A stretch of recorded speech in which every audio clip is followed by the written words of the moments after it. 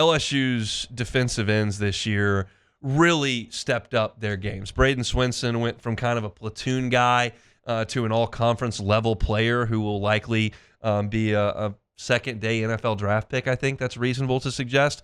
And Savion Jones, who really never emerged his first 3 years on campus. I think he was kind of the guy that you thought would be next. It was kind of like Calevon, and then you had B.J. Ojulari, and you thought Savion Jones might be that next guy when they moved on. And it just never really happened his first 3 years. He had a really solid year. This year, I thought, was probably a little bit better against the run. It's not just an absolute demon coming off the edge like Swinson was, but those two guys played really good football, and I think that Kevin Peoples deserves a lot of credit for that. There's a reason when Blake Baker came down from Missouri that he wanted Kevin Peoples on his staff. He wanted to have that guy coaching his edge rushers.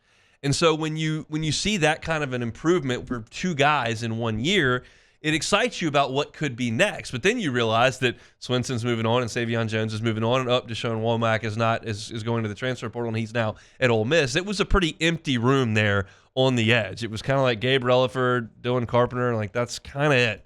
But LSU has rectified that situation in a big, big way. It started with Jamari Butler, obviously, from Nebraska, who's a good athlete, 6'4", 245 pounds, had 7 tackles for loss this past year and a pair of sacks. Then you go and get Jack Pyburn, who's a crazy man from Florida, 6'3", 265, and an excellent run defender. Not a guy that's had a lot of productivity in the pass rush aspect of the game, but a very, very stout run defender on the edge. Then you've got Patrick Payton, who committed over the weekend from Florida State, and that's a guy who was a really, really productive player in his time at Florida State.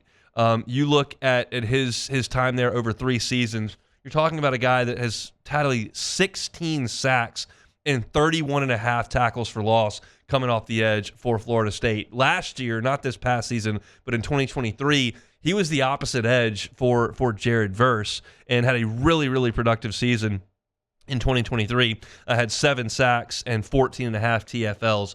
But this is a long, rangy athlete at 6'5", 250 pounds that is a big-time talent that LSU pulls in here to add with Gabe Relaford and Dylan Carpenter. So you look at that 2 deep, and you've got Jamari Butler, Jack Pyburn, Patrick Payton, Gabe Relaford, Dylan Carpenter. All of a sudden, you've got high-end talent. I would argue that Patrick Payton and Gabe Relaford are big-time talents, and I would argue that Pyburn has a little different skill set that's going to allow him to be a really good run defender. They'll probably work on his pass rush ability as well. And then Jamari Butler has got all the measurables that you would want as well. I all of a sudden look at defensive end for LSU, and now don't consider it a question mark. I would consider that a strength on this team. We know that LSU's got a defensive coaching staff that has a lot of skins on the wall and has done a really good job at developing talent. And they're starting to accumulate that talent. And I've said this a lot of times over the last couple of weeks, and I don't think I'm going to slow down saying this anytime soon. Like, LSU's next great team is going to be great on the defensive line. This team was not great on the defensive line. But the great teams that we've seen LSU produce are great on the defensive line. They affect the passer, and they stuff the run.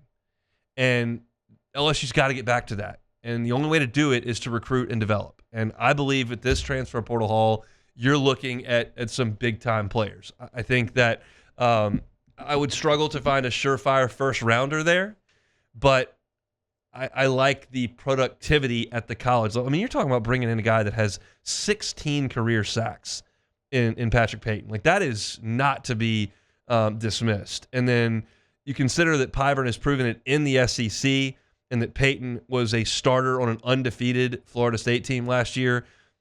Like, that's big-time stuff that LSU is pulling in. And so you feel pretty good about what LSU's got at linebacker with Weeks coming back, and then obviously with potentially Harold Perkins as well. And then you look at the secondary that Corey Raymond's starting to put together with Mansour Delane, and you bring him in, and then you bring in DJ Pickett, obviously, and you're starting, and Jakeem Jackson, you're starting to look at this LSU defense, and it's a lot more proven than what they've trotted out there the last couple of years.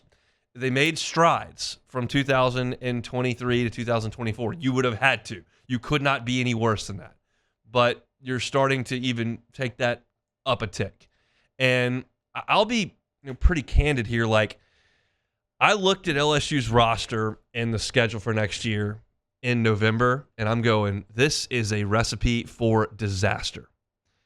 And what LSU has done to not only just grab guys out of the portal, but plug and play starters. You have got probably, I would guess, 8 starters out of the transfer portal. You've got center. You've got 2 or 3 at wide receiver. You've got probably 2 at corner. You've got probably 2 on the defensive end. Hopefully they're starters. That's what I'm saying. But I mean, you talk about 8 starters changing. That's out of 22 spots. You're pushing half. So it's a different team and a different roster than what it looked like back a month ago. Now, you knew this was coming to a degree, but we can't. It's not like recruiting where you've got commitments that you've seen coming for a year and a half.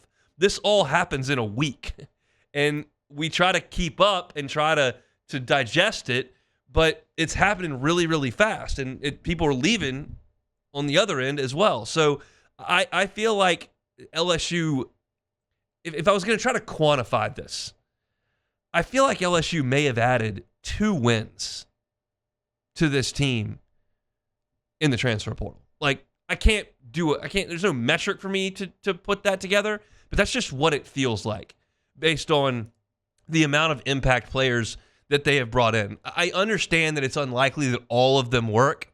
Not all of them worked at Ole Miss, but most of them did. I mean, you look at Walter Nolan and Princely Umamielen. You look at Trey Amos and Poop Hall. Like, they brought in a bunch of guys that we knew about, not that like broke out. Like, we knew, okay, that's the guy. They brought him. And those guys became studs on that team. Ole Miss probably had the best defense in the SEC this year. And it was with majority guys that were from outside. And LSU is hoping to follow that model. I think we kind of jeered at Lane Kiffin when he started doing this, but LSU's kind of following that model. And I don't know how sustainable it is. Ole Miss is trying to do this again, but I'm telling you, if you're adding Sage Ryan and Deshaun Womack instead of Walter Nolan and Trey Amos, like, it's probably not going to quite work to that extent.